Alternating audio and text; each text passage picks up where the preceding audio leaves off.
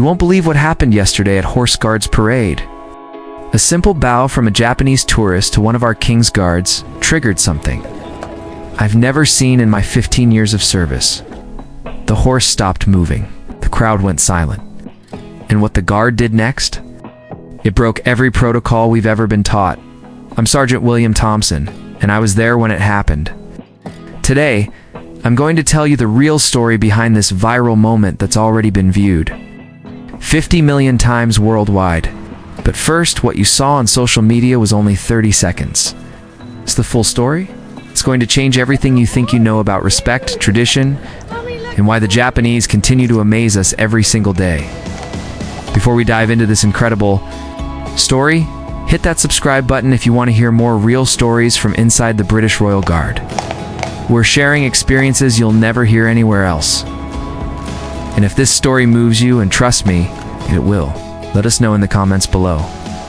It was a typical Tuesday morning at Horse Guards. Tourist season was in full swing, which meant chaos.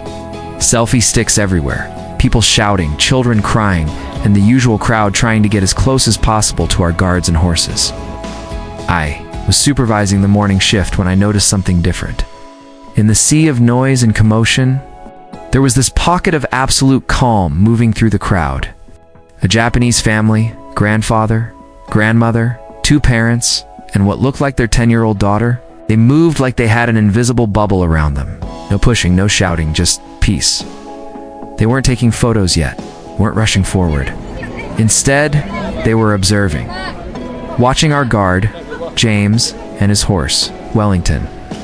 With what I can only describe as reverence, the grandfather was explaining something to his granddaughter in quiet Japanese. She was listening with the kind of attention you rarely see from children these days. Have you ever seen a child stand perfectly still for 5 minutes while learning about history and tradition? Well, I was about to witness exactly that, and so much more.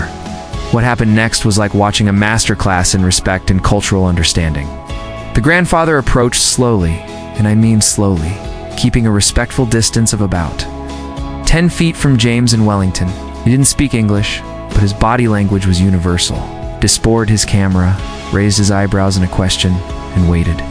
James gave the slightest nod, the kind of acknowledgement we're trained to give tourists for photos, but here's where it gets interesting. Instead of rushing forward like 99% of tourists do, the grandfather stepped back and had a quiet conversation with his family.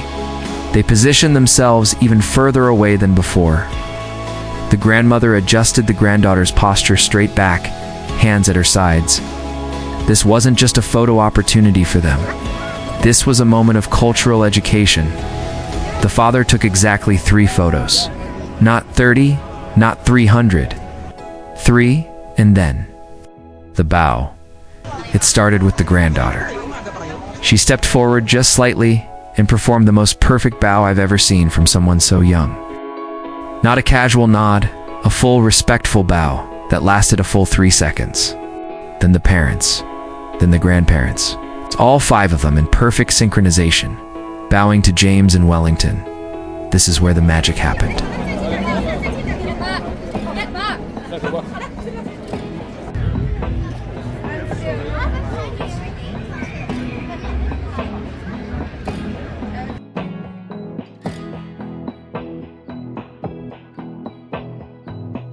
Wellington, who's normally quite restless with tourists, became completely still. His ears were forward, attentive, almost like he understood the significance of the moment. James and I have known James for 8 years. He's as professional as they come. I saw his eyes soften. For just a moment, his stoic mask slipped, and there was genuine emotion there. But what happened next broke. Every rule in our book, James bowed back. The crowd went completely silent. I mean, you could hear a pin drop in the middle of central London. People stopped taking selfies. Children stopped crying. For about 15 seconds, there was this incredible moment of shared human connection. Then the applause started. Not from the Japanese family, they were already walking away, mission accomplished, but from everyone else. British tourists, American tourists, people from all over the world who had just witnessed something extraordinary. But the story doesn't end there.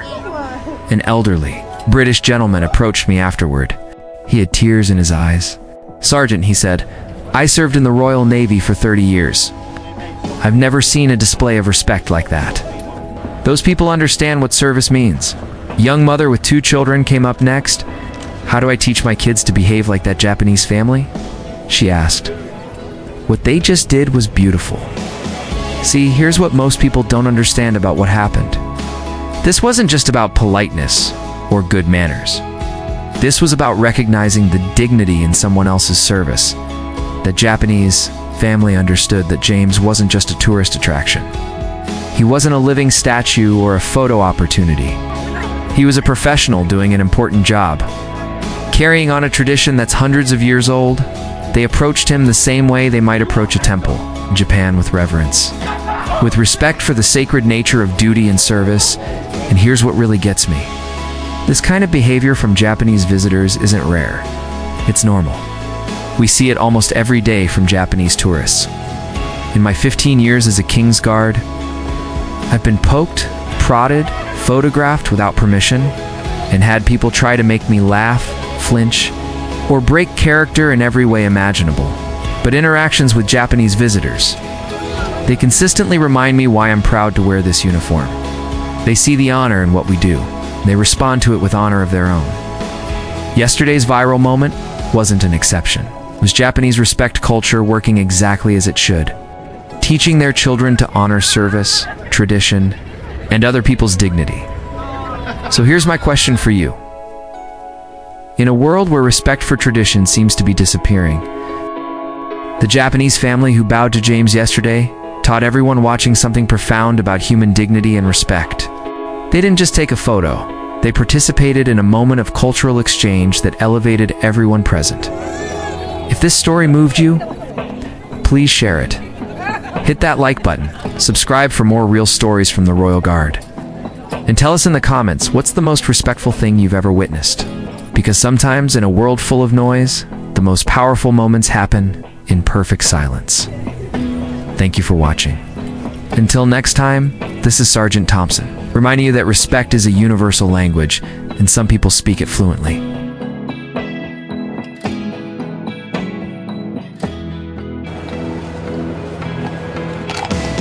In my 15 years as a King's Guard, I've been poked, prodded, photographed without permission, and had people try to make me break character in every way imaginable.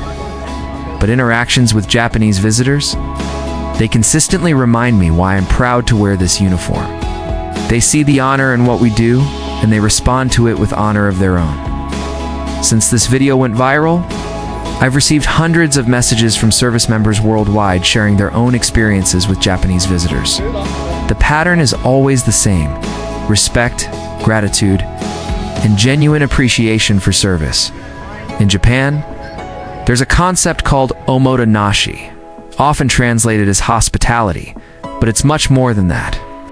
It's about showing respect for others' roles and understanding that every person has dignity regardless of their job. When Japanese tourists bow to our guards, they're practicing a philosophy that sees service as sacred. Japanese children are taught from an early age to respect anyone in a position of responsibility. Teachers, police officers, even train conductors receive formal bows of recognition. It's about acknowledging the contribution each person makes to society. This cultural foundation explains why that little girl yesterday knew exactly how to bow to our guard. She was demonstrating years of cultural education about respect and gratitude. Compare this to what I see daily: tourists treating our guards like living statues, trying to make them laugh, or completely ignoring their humanity. The Japanese approach reminds us that behind every uniform is a person deserving of respect. Here's what really matters about this story.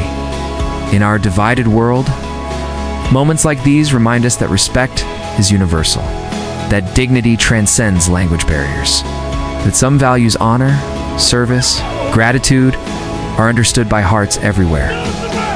The Japanese family taught everyone watching something profound yesterday. They showed us that taking a moment to truly see and acknowledge another person's service doesn't cost anything, but it means everything.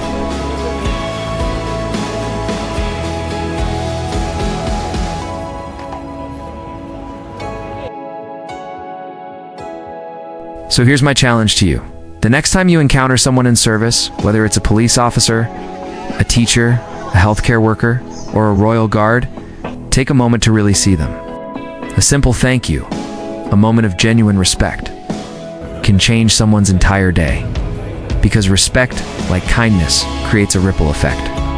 Yesterday's bow is now inspiring millions of people around the world to think differently about service, tradition, and human dignity. If this story moved you, please share it. Hit that like button, subscribe for more real stories from the Royal Guard, and tell us in the comments, what's the most respectful thing you've ever witnessed? Because sometimes, in a world full of noise, the most powerful moments happen in perfect silence. Thank you for watching. Until next time, this is Sergeant Thompson, reminding you that respect is a universal language, and some people speak it fluently.